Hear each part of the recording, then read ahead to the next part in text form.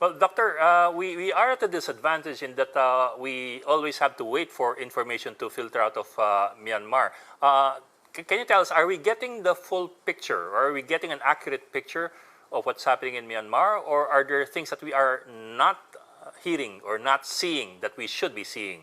Are there stories that should be played some more? Are there stories that are underplayed or overplayed? Can you give us an idea? I mean, right now, the problem is that 54 million people are living under fear in my country, Myanmar.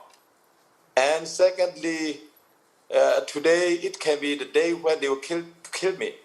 Yeah, today can be the day when my mom will be arrested. Today can be the day when my dad will be arrested.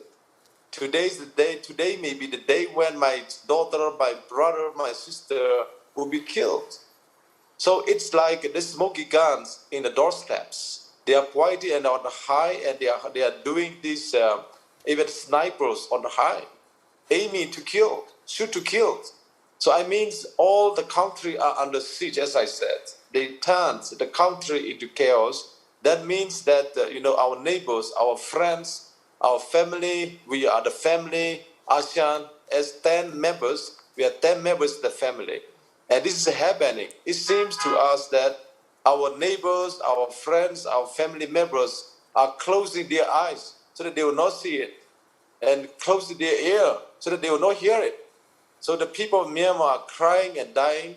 So I think it's the time for our neighbor and the world to hear the voice of the suffering of the people of Myanmar. So how would you assess, you mentioned ASEAN, how would you assess the response of ASEAN and the individual countries right now? It has been some very unfortunate. Again and again, some of our ASEAN friends are continue to stand with the military junta, which is illegal and illegitimate. It's not the will of the people of Myanmar. So all our ASEAN friends, we are calling them to stand with the people of Myanmar, not again with illegitimate and illegal military-led governments. That means that some of the country, again, they think that it's eternal problem. No more eternal problem. It is already original problem. In a family, we are 10 people living together. If one is behaving bad, killing its own people, declare the war on its people, that means that the 9 friends, the 9 family members have the responsibility to protect the children of that person who is killing own children. It's very simple. It's very common sense. So we are asking all the country in ASEAN, our friends, our dear neighbors, to please stand with the people of Myanmar, not again with this illegitimate and illegal military council.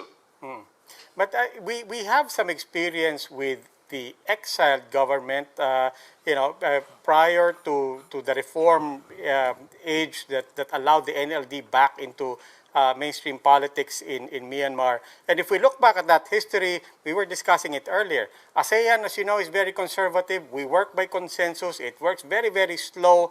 The member countries have gone as far as to say that the elections should be respected, but as you said, not a categorical backing of the elected parliament as the real government.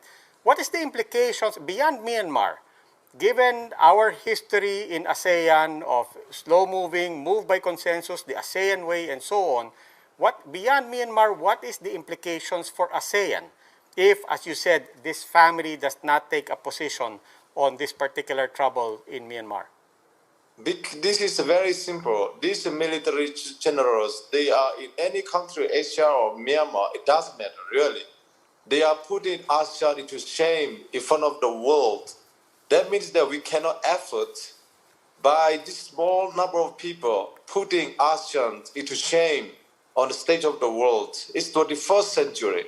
The people must realize that it's no time for words, it's time for actions. That means that if we are going to behave like that again and again, no one in the world is going to respect us, ASEAN, anymore. I think we cannot afford to lose the respect that we need to have as ASEAN country. That means that we have to make decisive actions when necessary. Whenever there's emergency, we have to act quickly. immediately, not waiting and seeing what happened. So I think that this is putting ASEAN, taking ASEAN backward.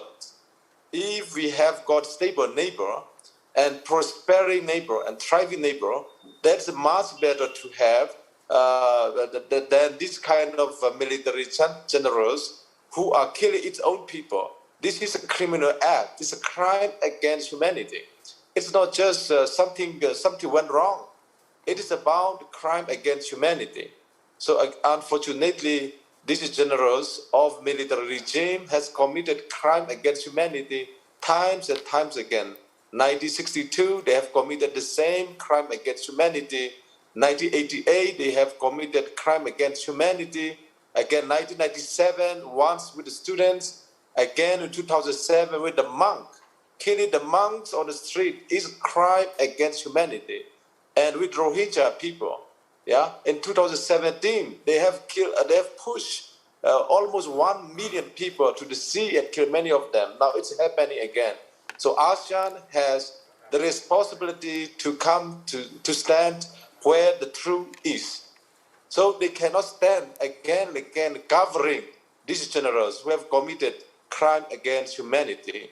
If they still stand with them, they will be blamed in history. The history will judge us harshly.